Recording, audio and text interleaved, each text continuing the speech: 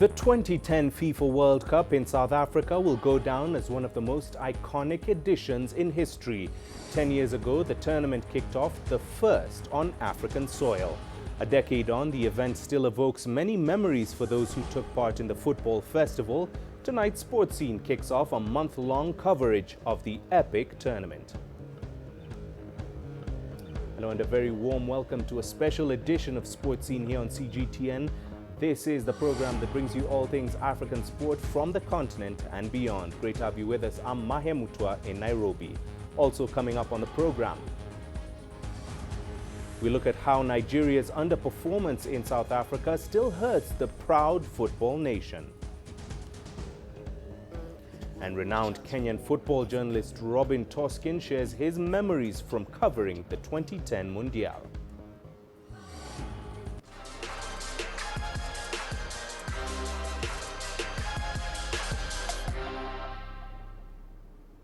Welcome to the program. Now 10 years on and fond memories of Africa's first ever FIFA World Cup in South Africa come flooding back.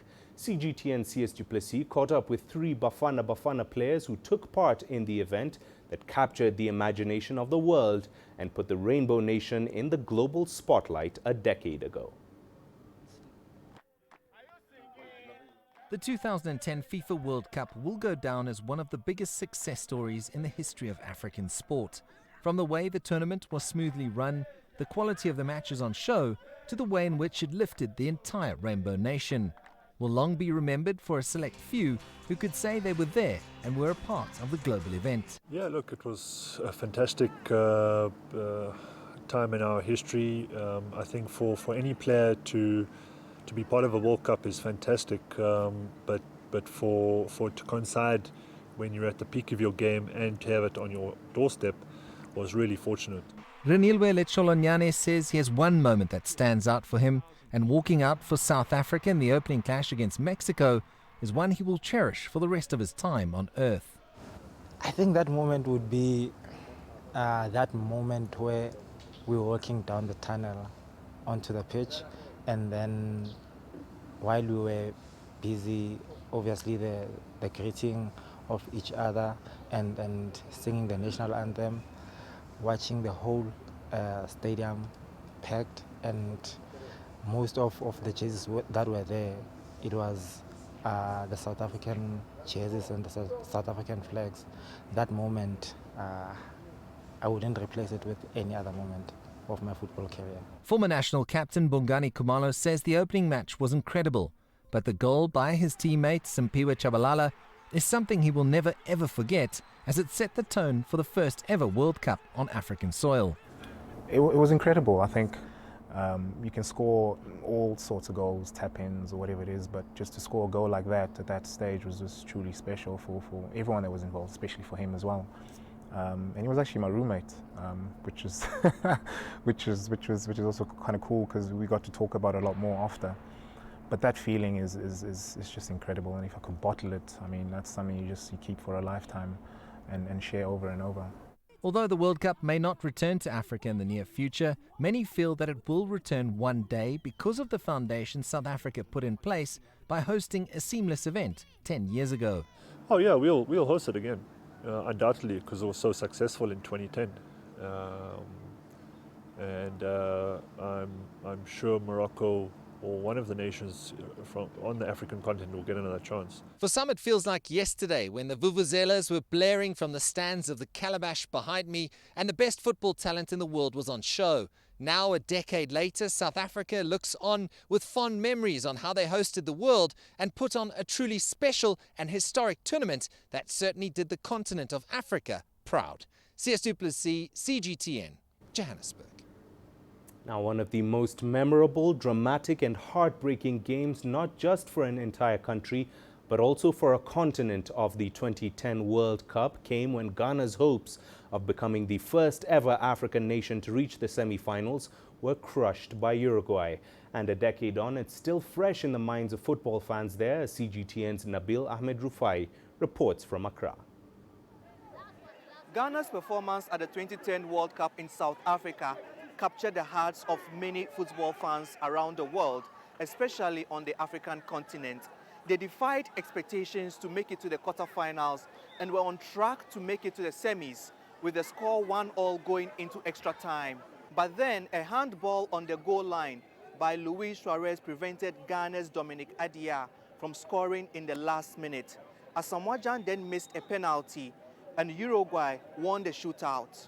You would think that 10 years after the Black Stars' defeat, fans would have come to terms with it, but that's not the case.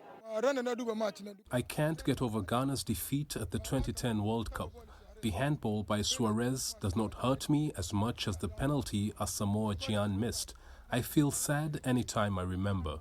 If Ghana had won, they would have made history, becoming the first African nation to reach the semi-finals of the World Cup. Some football fans told me how they felt after the crushing defeat. I was sad the whole day after the match. I couldn't even eat. It was such a big blow that Ghana didn't make it into the semi-finals. Asamoah Gyan shouldn't have taken the penalty. I wish Stephen Apea did. I felt very sad Ghana lost that match against Uruguay. Since their incredible performance at the 2010 World Cup, Ghana has never reached as far in the tournament. The team was eliminated at the group stage in 2014 and also failed to qualify in 2018. Though football fans here still believe the Black Stars will have their chance to make history again. Nabil Ahmed Rufai, CGTN, Accra, Ghana. South Africa 2010 was the 19th FIFA World Cup that featured 32 teams. Preparation started as soon as the Rainbow Nation won the bid in 2004 over fellow African nations Egypt and Morocco. I now hand over to my colleague Mohamed Abubakar to give us a breakdown of the massive stadiums that hosted the biggest football tournament a decade ago. Thank you very much, Mahia. Now, when South Africa won the bid to host the 2010 FIFA World Cup, attention immediately turned to whether the Rainbow Nation could provide FIFA-approved stadia. South Africa put 10 world-class venues across 9 host cities for this tournament as local organizers voted to renovate and increase capacity of 5 existing stadia and build 5 new ones from scratch. Now, about $450 million was used to renovate and increase capacity of 5 stadiums. Soccer City Stadium in Johannesburg, Ellis Park in Johannesburg as well, Free State Stadium in Bloemfontein, Loftus Versfeld in Pretoria, which by the way is the oldest of the 10 stadiums, built in 1903, and finally the Royal Bafokeng Stadium in Rustenburg. Now, the most iconic of the 5, of course, is the Soccer City Stadium, located in the outskirts of Soweto and built in the shape of a calabash, an African cooking pot. Initially constructed in 1987, it took $440 million to modify and enlarge it from an 88,000-seater to a 94,000 capacity facility. That represented 90% of the renovation budget. It stands as the largest stadium in Africa to date. Now, the venue also hosted 8 World Cup matches that year, including the famous opener between South Africa and Mexico, where Bafana Bafana's Sifio Shabalala scored and celebrated the first World Cup goal scored on African soil. And the final match as well, where Spain also made history by beating the Netherlands to win their first and only world title. Now, the organizers further spent an estimated $1.6 billion to build 5 new stadiums. The Greenpoint Stadium in Cape Town was the most expensive for this tournament, built at $600 million. Nelson Mandela Stadium in Port Elizabeth was the second most expensive, $450 million. As the others continue, we have Moses Mabhida in Durban, $270 million, Peter Mokaba in Polokwane, $150 million, and Bombela in Nelspruit, $140 million. Now, these 10 stadiums had a total seating capacity of nearly 600,000, with an average seating capacity of around 52,000. Now, all the 64 matches played in that World Cup had an average attendance of nearly 50,000 spectators per match, with an overall attendance exceeding 3 million, a top 5 in World Cup history. Now, since the 2010 Mundial, some of these facilities have really struggled to leave a lasting legacy. The Greenpoint Stadium, for instance, was reported in 2018 to be making losses of between $6 million to $10 million annually. Now, a decade on, Danny Jordan, the man behind the successful bid and the head of the 2010 World Cup local organizing committee, insists that the first and only Mundial on African soil has left a positive legacy for South Africa. Mahia, back to you. Mohamed, thank you for breaking that down for us. Still to come here on Sports Scene.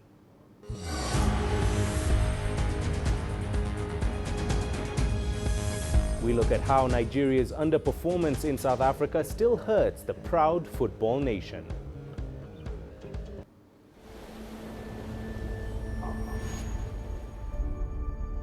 How would you create your legend? On the fields, on the tracks, in the arenas of Africa. Were you born to be a player? Could this moment be yours?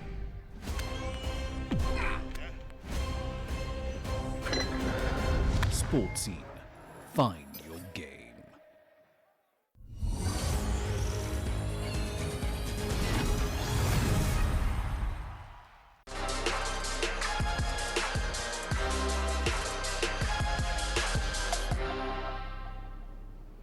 Welcome back. Now, many Nigerian football fans and experts still feel the pain when they remember the 2010 World Cup. With so much promise before the tournament, the Super Eagles simply failed to take off and were dumped out in the first round. CGTN's Deji Badmus brings us more on the shattered dreams. It's one tournament that most Nigerian football fans would always recall with sadness.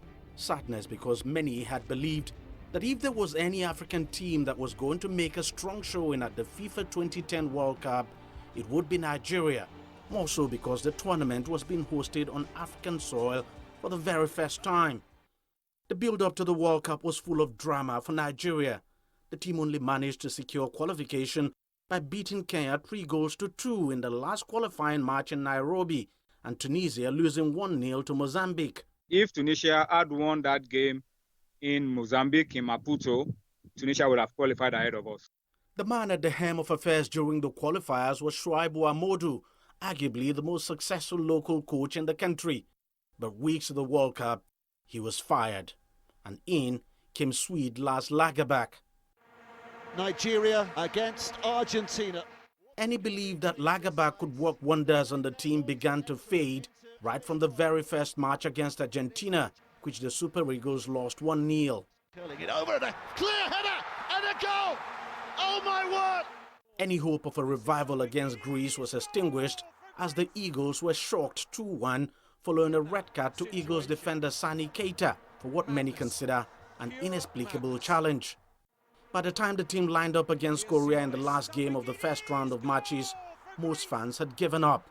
Nigeria drew the game 2-2 and ended their turbulent journey in World Cup 2010. The Lagerbäck project had failed. I'm not sure the result could have been worse than we had if Amodu had remained the coach of the team. I think the fact that he qualified that team for the World Cup, we should have allowed him to lead the team to the World Cup. Lars Lagerbäck was even struggling to get to know the players. If you watch our games right from the first game, you could notice some tactical errors. You could notice that there was this disconnect between the players and the coach. One key moment many Nigerian fans will never forget about the tournament was a shocking miss by the country's top striker at the time, Yakubu Ayegbeni, in the match against South Korea. Many still believe that miss cost Nigeria progression to the next round. It took some time for a whole lot of Nigerians to forgive him. I remember he had to do a press conference. It was unlike Yakubu that we all know. One bright spot for the country during the tournament was the performance of goalkeeper Vincent Enyama. In all the 3 matches the Super Eagles played, he put up very brilliant displays, especially in the match against Argentina, where he denied one Lionel Messi from getting on the score sheet. He was by far our best player at the 2010 World Cup. If you look at that game between Nigeria and Argentina, our first game, it was just a game between Enyama and Messi. Generally, it was a bad World Cup performance for Nigeria as a team. The preparation was poor. There were too many troubles for the team off the field of play. And eventually, those troubles made their way to the pitch and spoiled what should have been a dream World Cup for the Super Eagles on the continent. Deji Badmus, CGTN, Lagos, Nigeria. Well, the 2010 World Cup in South Africa is probably one of the most entertaining football tournaments in years.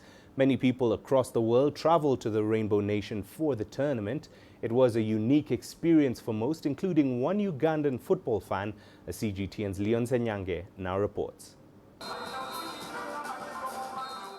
2010 was a Football World Cup year to remember for Jackson Sewanyana. Unable to pay for his trip, Jackson, also known as Uncle Money, earned the slot to go to South Africa. It was an unexpected reward. From the food, the travels around, to the camaraderie at the stadium, it was a rare but exciting time. I don't remember ever sitting. Final match between Uruguay and Ghana earned him space in the post-World Cup photo magazine. Every fan that did something extraordinary is in the book. The mascots, those that wore the macarapas. I was also different. I can't get rid of this book. 3 matches and 10 days is the time Jackson spent in South Africa. A good enough time to even learn the local language and pick some prized items. I love this vuvuzela. It has the word South Africa written on it. It is always by my bedside. I also like the book with their local languages. It helped me a lot. Jackson's love for football has not waned. And looking back, every page here still tickles the memories from 10 years ago. Sewanyana says he fulfilled his dream being at the 2010 World Cup, one of Africa's biggest football moments. He hopes to attend at least one more tournament in his life. Leon Senyange, CGTN, Kampala, Uganda. Well, the 2010 World Cup had 9 match officials from the continent. They went through a rigorous process to be selected as part of the 30 referees used at the tournament. Tunisian assistant referee Bashir Hassani talked to CGTN's Adnan Shawashi on his journey to the 2010 global football showpiece. Bashir Hassani remembers the road to the 2010 FIFA World Cup. The international adventure started at the age of 38. Bashir was 41 when he was picked up to prepare for the South African tournament. The World Cup experience started in 2007. An international meeting of assistant referees was held to select the best candidates. There was fierce competition. The physical, technical and psychological tests were very hard. I'm glad for having succeeded at all tests. Hassani was an assistant in the Slovakia versus Paraguay game in Group F. He also officiated a Group H clash between Honduras and Chile. The first match was played without any problem. That's why CAF's Referees Commission gave us the responsibility for a second match. I'm proud for having represented my country and continent. The 2010 tournament was exceptional. I was lucky because it was the first FIFA World Cup on our soil here in Africa. It's the dream of any international referee. The Tunisian expert said the African referee performance has improved in the last decade. Hassani asserts that the CAF's Referees Commission is holding several workshops every year to ensure a continued training of its members. The strategy has changed since 2012. A new generation of talented Tunisia and African referees are present at all international tournaments. Their average age is low, they are very disciplined, well-trained and aware of all the latest regulations and updates in football. The international referee believes that the privilege of organizing the FIFA World Cup could be granted to Tunisia, Algeria and Morocco. In fact, the 3 North African states have a modern and well-developed infrastructure to host the tournament. Bashir Hassani, the 50-year-old Tunisian combatant, had been a FIFA referee since 2003. Observers and sports analysts say his career was successful at the domestic and international levels. This long and rich experience could inspire hundreds of young referees in Tunisia and Africa. Adnan Shawashi, CGTN, Tunis. Well, we're taking another short break, but don't go anywhere. Here's what's coming up when we return.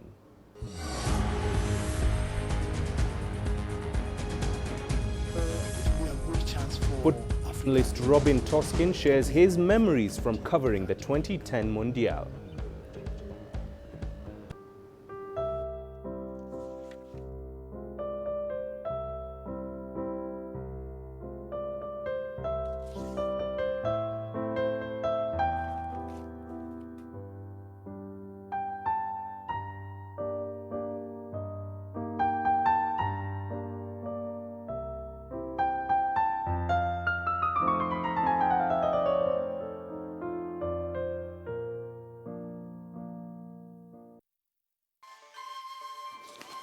You don't find the stories of North Africa by sitting on the sidelines. You've got to get out, go there, and you'll find them. In the bazaars of Casablanca, among the crowds in Cairo, who come to visit Cairo, the ancient capital of Egypt. Along the waters of the Nile, along the sands of the Sahara. No one else will take you where we can in North Africa. No one else will show you what it's all about. CGTN, see the difference.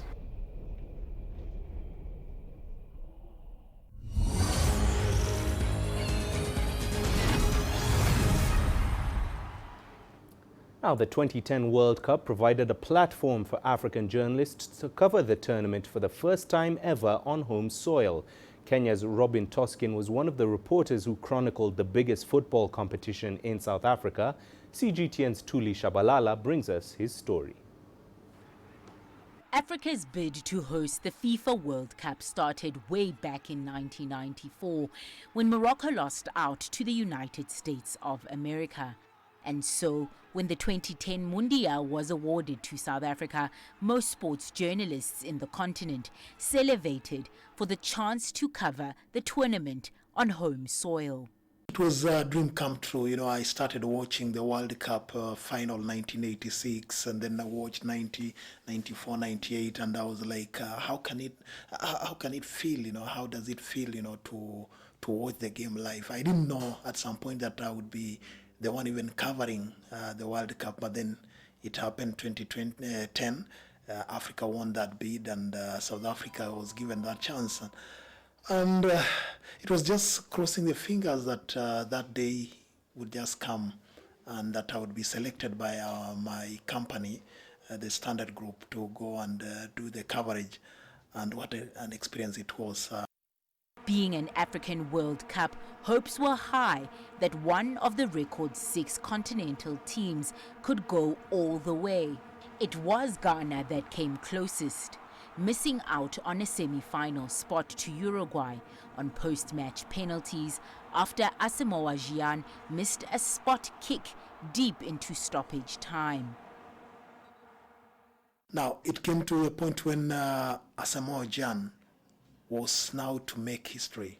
I looked at him, but something just skipped in my heart, and I thought, well, this guy is going to miss this penalty, because I looked at his posture, the way he was holding himself, and then he looked up at the screen just in front of him, and I think something just went wrong with his thinking. So when he struck that ball and hit the crossbar, I knew, well, this is the end for Ghana.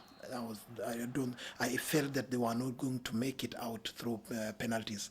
And well, as history has it, they failed to qualify to the semi-finals. The tournament had everything in it, including controversy that saw a Frank Lampard goal denied by a referee in a game England eventually lost 4-1. Comes this Lampard ghost goal, and then the cameras were panning on Sepp Blatter. Remember, Sepp Blatter is the one who really pushed for Africa to host this tournament. And now what happens? A ghost goal that again puts more pressure on him. And I felt, well, let's see if he was going to get out of it. Of course, other politics came into play, and he went out of the FIFA house. But that goal itself, it sent everyone, you know, talking about the need for technology. That was a goal. It crossed the line by, you know, yards, but the referee didn't see it. For Toskin, who was there throughout the tournament, the final presented him with all the action he had dreamt of. But what a final it was. I will cherish that final. I watched the 2014 World Cup, Germany, Argentina. I tried to compare with 2010 South Africa. I think that final, Spain versus the Netherlands, was one of the best I've watched in many years. It may be 10 years since the tournament was staged on the continent. But the memories of a World Cup on home soil will always be a career highlight for Toscan and other African journalists who covered South Africa 2010. Thuli Shabalala, CGTN. Well, the World Cup 10 years ago in South Africa was not only the pride and joy of the Rainbow Nation, but of the continent at large. The tournament gave some African players and teams the platform to become international household names. Here, let's take a look at some of the top performers at the football showpiece 10 years ago.